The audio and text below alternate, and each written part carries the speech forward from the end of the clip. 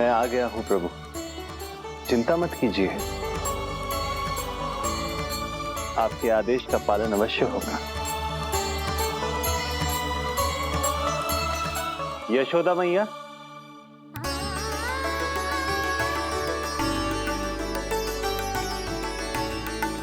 मैया आपको कोई पुकार रहा है।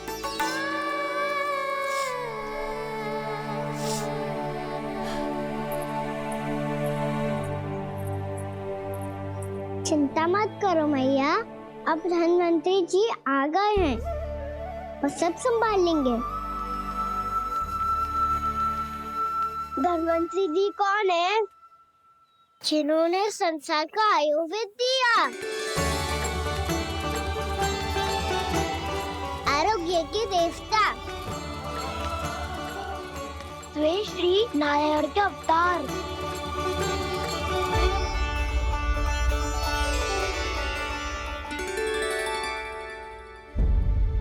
मुझे पता चला है कि आपको वेद की आवश्यकता है। हाँ हाँ, भीतर आइए। आइए आइए बैठे जी। जी रहे।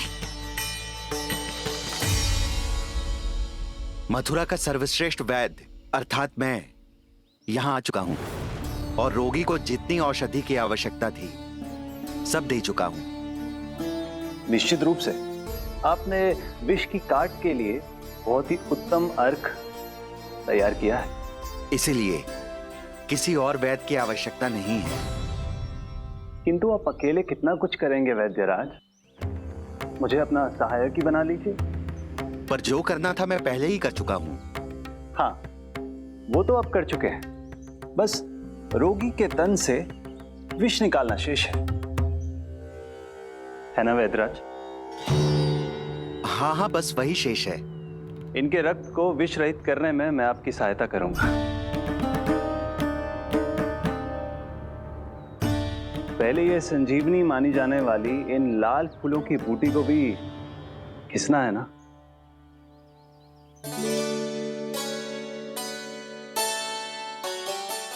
हाँ हाँ, तुम सही कह रहे हो, इसे अच्छे से घिसो।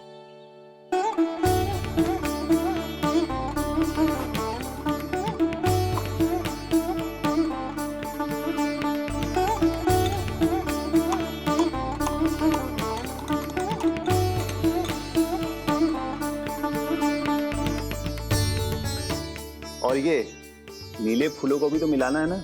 हाँ हाँ, अच्छे सहायक बन सकते हो तुम, ऐसे ही श्रम करते रहो।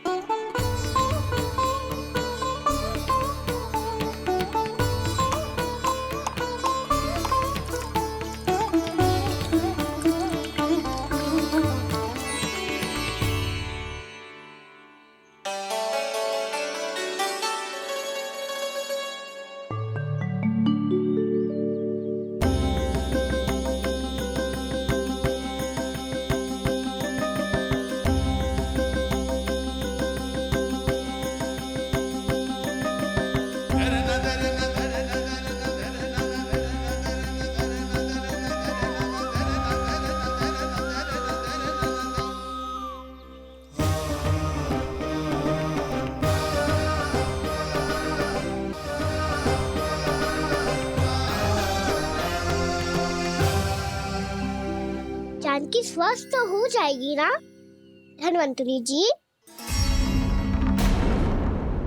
धन्वंतरी? प्रभु, अब मैं क्या करूं? आपने तो स्वयं ही मेरी पहचान उजागर कर दी। जी क्या करो कान्हा? आप सब ऐसे क्यों देख रहे हो? मैया कहती है ना, सभी वैद्य धनवंतरी जी का ही रूप होते हैं। वाह कृष्णा, चतुर तो हो तुम। वैसे वास्तविक धन्वंतरी मैं हूँ, मेरा अर्थ है वास्तविक वैद्य मैं हूँ। ये तो मेरा सहायक है, मुझे पूरा विश्वास है बिल्कुल ठीक हो जाएगी।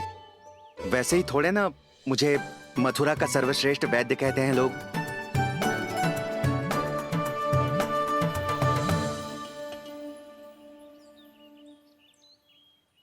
जसोदा भाभी,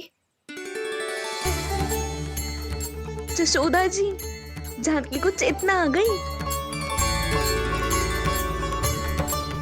जानकी, जानकी, जानकी, तू ठीक है ना? क्षमा करना भाभी, मैं आपके लिए जल ना ला पाई। बस बहुत भूख लगी है। मैं अभी कछु लाती हूँ। जानकी, माखन खाओगी?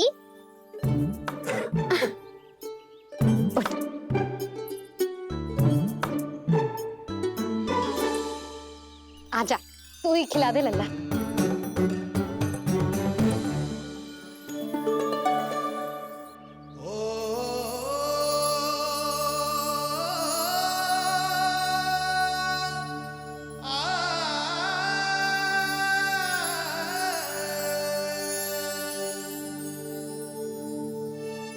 तुम सब मेरे लल्ला को माखन चोर कहती हो ना? आज देखो, अपना ही माखन जानकी को खिला रहे हो।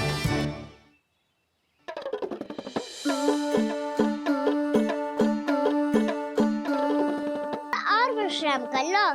सदैव तुम हम सबकी सेवा करती हो, आज मैं तुम्हारी सेवा करूंगा। जानकी की जिज्ञासा तब हुई जब जय यशोदा काकी की सेवा कर रही थी, और अब देखो स्वयं भगवान ही इसकी सेवा कर रहे हैं। जानते हो इससे क्या सिद्ध होता है?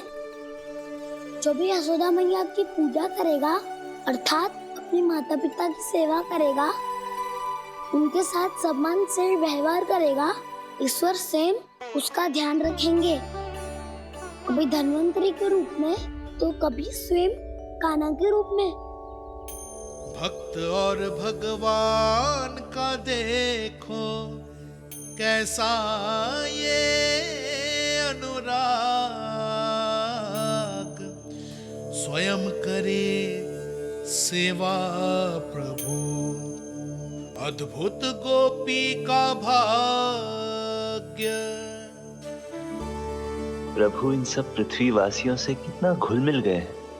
ना तो ये प्रभु को भगवान मानते हैं और ना ही प्रभु अपने आप को इनसे सर्वश्रेष्ठ समझते हैं।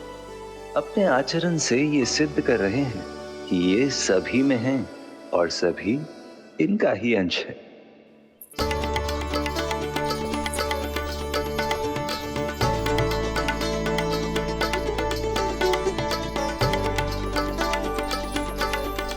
प्रभु, अब मुझे जाने की आज्ञा दीजिए।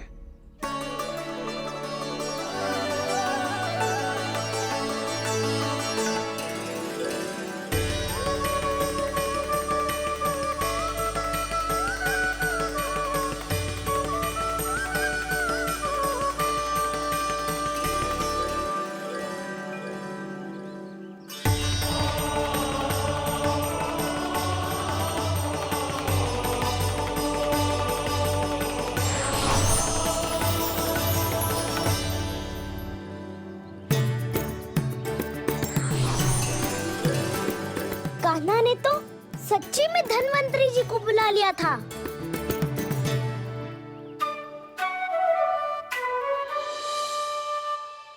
जब से कान्हा का जन्म हुआ है ना, मैं तब से देख रही हूँ, तब से हम पे कोई भी संकट आती है ना, तो अचानक से कोई अपरिचित हमारी सहायता करने आ जाता है,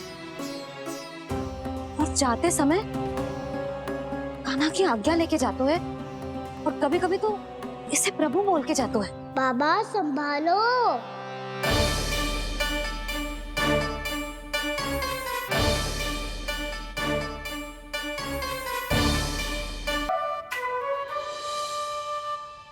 जब से कान्हा का जन्म हुआ है ना, मैं तब से देख रही हूँ, तब से हम पे कोई भी संकट आती है ना, तो अचानक से कोई अपरिचित हमारी सहायता करने आ जाते हैं, और जाते समय कान्हा की आज्ञा लेके जाते हैं, और कभी कभी तो इसे प्रभु बोल के जाते हैं। बाबा संभालो। यशोदा, इस जानकी को चढ़ो है और विचित्र विचार तुम्हारे मन में है। अरे सब जानते हैं कि हमारा परिवार राजसी, तुम्हें पता ना चलते हो पर हमारे कान्हा को सब राजकुमार ही समझते हैं देखकर। इसीलिए उसे सम्मान देने के लिए सब ऐसा ही करते हैं, और कोई बात ना है।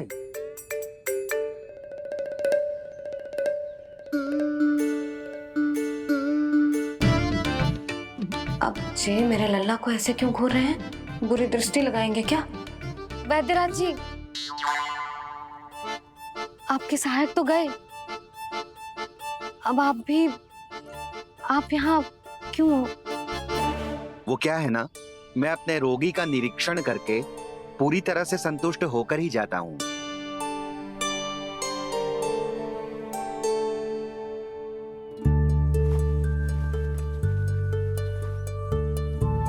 हाँ, संकेत तो अच्छे हैं, कल सुबह तक बिल्कुल ठीक हो जाएगी। धन्यवाद वैद्य जी।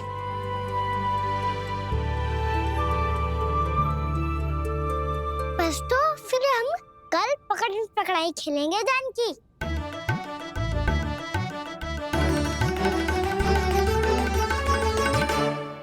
भानु, बंसी, जाकर उस क्षेत्र के चारों ओर बाड़ बनवा दो और वहां सूचना पट्ट भी लगा देना, ताकि जानकी के साथ जो हुआ है वो किसी और के साथ ना हो। शीघ्र जाओ। जी ठीक है।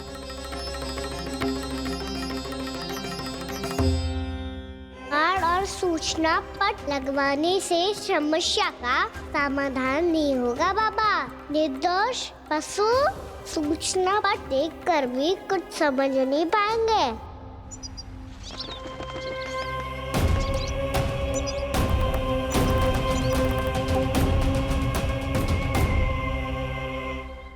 तो तुम्हारे कहने का अर्थ यह है कि व्योमासुर मारा जा चुका है और वो बालक अब भी जीवित है।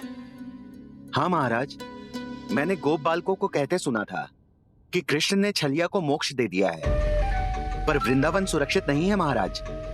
वो एक बहुत बड़ी समस्या से जूझ रहे हैं। कैसी समस्या?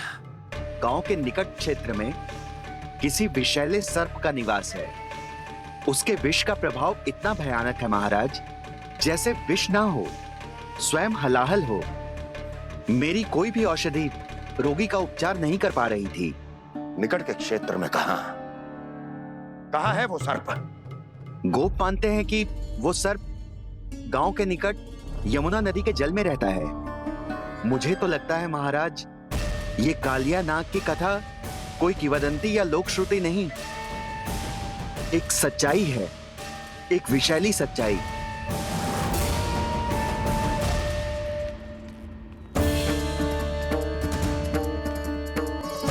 कालिया का सामना करने का समय आ गया है, पर उससे पहले मुझे बुलाना होगा उन्हें।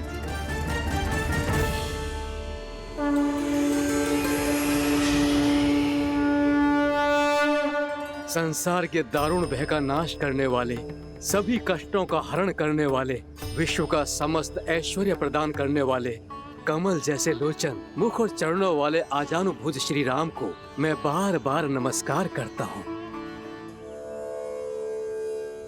आपदामपहर्तारं दातारं सर्व संपदा, लोकाभिरामं श्री रामं भूयो भूयो नमाम्यहम्। कागभूसोंडी, कागभूसोंडी, कागभूसोंडी। प्रभु क्षमा करें, मुझे जाना होगा।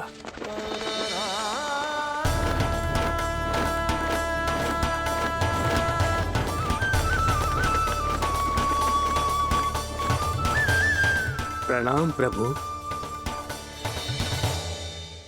अनेक बार मैं आपके दर्शनों के लिए आया प्रभु। कभी नंद भवन के झरोखों से आपके दर्शन करके चला जाता था, तो कभी दूर किसी वृक्ष की आड़ से आपको निहार लिया करता था। आज आपने स्वयं मुझे बुलाकर धन्य कर दिया प्रभु।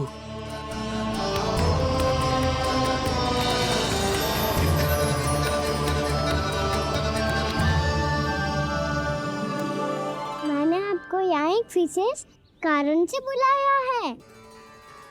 आपके श्राप से इस कालिया नाग को मुक्त करने का समय आ गया है। ये तो बहुत ही उत्तम समाचार है प्रभु। इतने वर्ष बीत गए, मुझे आज भी स्मरण है वो दिन जब मैंने उन्हें श्राप दिया था। अपने क्रोध पर नियंत्रण खोकर बहुत बड़ी भूल कर दी थी मैंने प्रभु। बीती हुई घटनाओं पर दुखी होके कोई लाभ नहीं है। हमें भविष्य की ओर देखना होगा।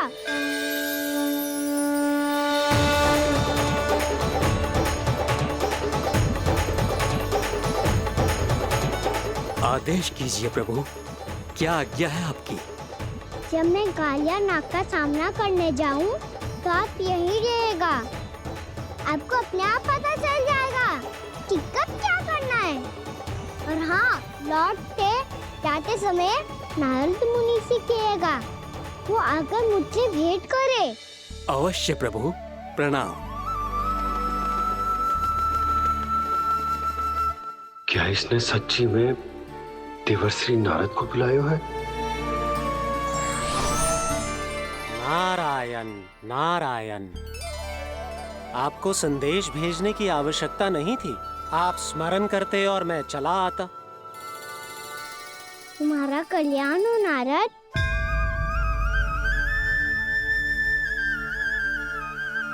मैंने तुम्हें एक विशेष कार्य के लिए बुलाया है।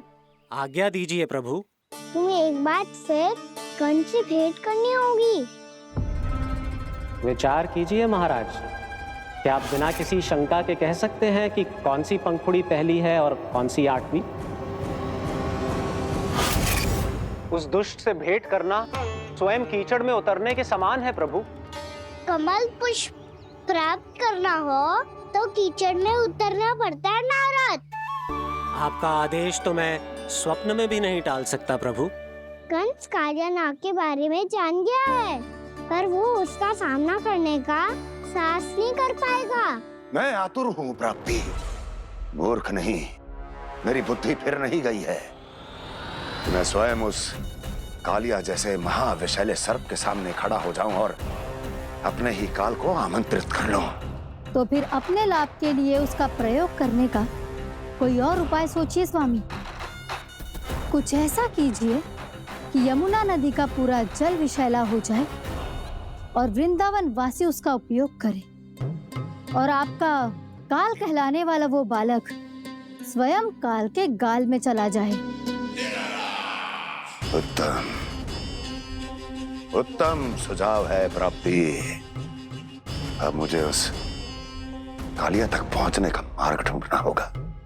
उसको विवश करने का कोई उपाय ढूंढना होगा, क्योंकि व्यक्तिगत रूप से उससे भेंट करना असंभव है। असंभव। आप सही कह रहे हैं प्रभु। कंस में उतना सामर्थ्य नहीं कि वो कालिया नाग का सामना स्वयं कर सके। वैसे तो कालिया गरुड़ देव का भी सम्मान नहीं करता, तो फिर वो कंस का सम्मान क्यों करेगा भला? नहीं करेगा, पर कंस तुम्हारा सम्मान अवश्य करेगा नारद। तुम्हारी बातें भी सुनेगा और मानेगा भी। ये मेरी योजना का बहुत ही महत्वपूर्ण भाग है। तुम कंस के पास जाओ और कहो कि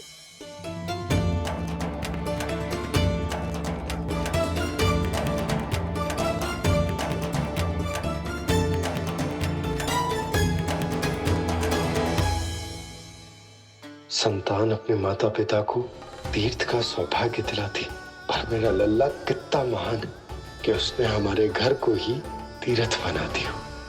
ऐसा तीर्थ जहां मेरी आंखों के सामने भक्त और भगवान का मिलन हो रहा है। जो आज्ञा प्रभु।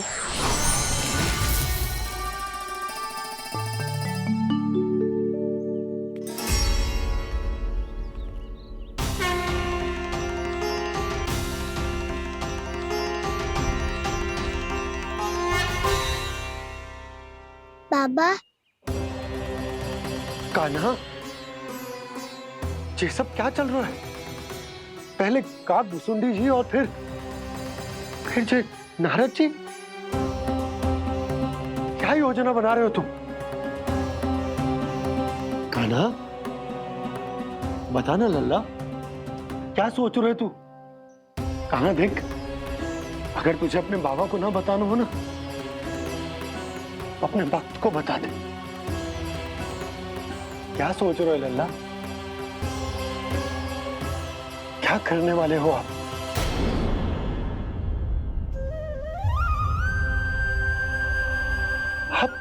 आप इतने दुखी क्यों हो? खाना खाना क्या होगा? क्योंकि मुझे आभास हो गया है बाबा, समय आने वाला है। कौन सा समय आने वाला है लल्ला? इसीलिए सब कुछ बदलने वाला है। भैया को मेरा सत्य पता चल जाएगा बाबा।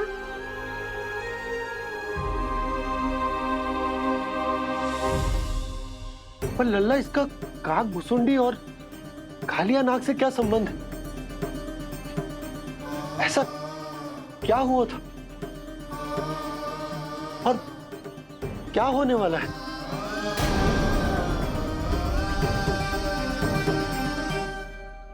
जो होने वाला है बाबा, उसका संबंध उससे है जो सैकड़ों वर्ष पहले हुआ था। महर्षि भृगु के एक वंशज थे वेद शिरोमुनि, जो विंध्याचल की पहाड़ियों में साधना कर रहे थे। तभी वहाँ अश्वशिरा नाम के एक दूसरे मुनि आमंत्रण के बिना ही आ गए। कितना सुंदर और शांतिपूर्ण आश्रम है। यहाँ प्रभु की साधना करने में बहुत आनंद आएगा।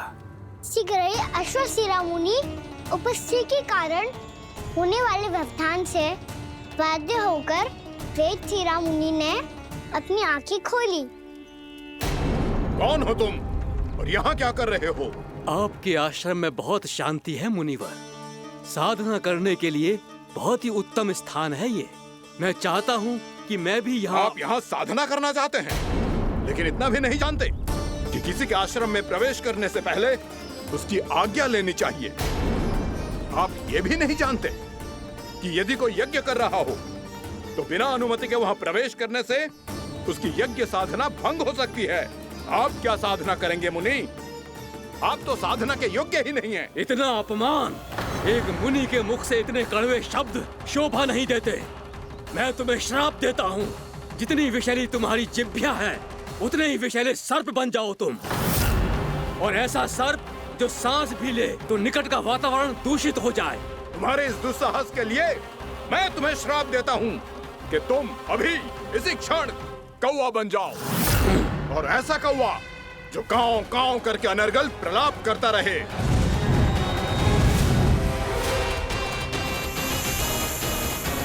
ये मैंने क्या किया? ये मैंने क्या किया?